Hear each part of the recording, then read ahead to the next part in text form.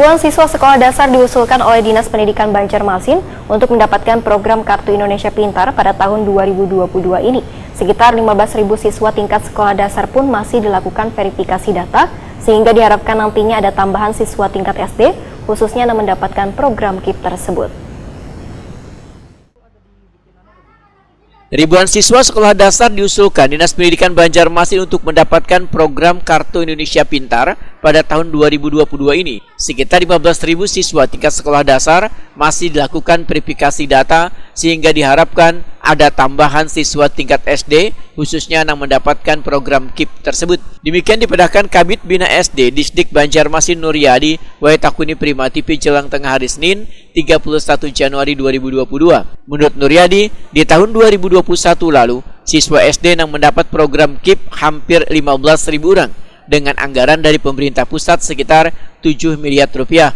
Sedangkan di tahun 2020, siswa SD yang mendapatkan KIP sekitar 9.000 orang. Dikarenakan pandemi COVID-19 hingga banyak yang terdampak ekonomi hingga meningkat hampir 15.000 siswa yang dapat KIP. Menurut Nuryadi, siswa yang berhak mendapatkan program KIP dari Kementerian Pendidikan Kebudayaan Riset dan Teknologi diusulkan melalui sekolahnya biasanya di bulan Januari, Maret, dan Oktober.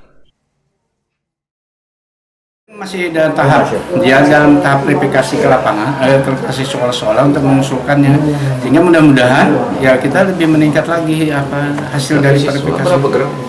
Dapatnya berapa, Pak? Fasilitas apa yang didapat satu siswa dari? Oh iya, kalau kan ada 4 kalau siswa dari kelas 2 kelas sampai kelas 5 itu 450 per tahun.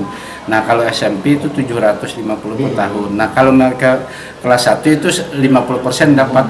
Ya, maksudnya kalau kelas 1 kan karena mereka sudah dapat di kelas 6 SD 225, nah nanti di SMP menyambung mereka dapat setengah tahunnya. Jadi itu seperti itu harusnya. Itu uang tunai kah? Iya, uang tunai yang sudah masuk ke rekening siswa. Nuryadi menambahkan, begitu pula untuk siswa SMP, tahun 2021 lalu, yang mendapatkan program KIP sebanyak 3.000 siswa, yang anggarannya sekitar 6 miliar rupiah.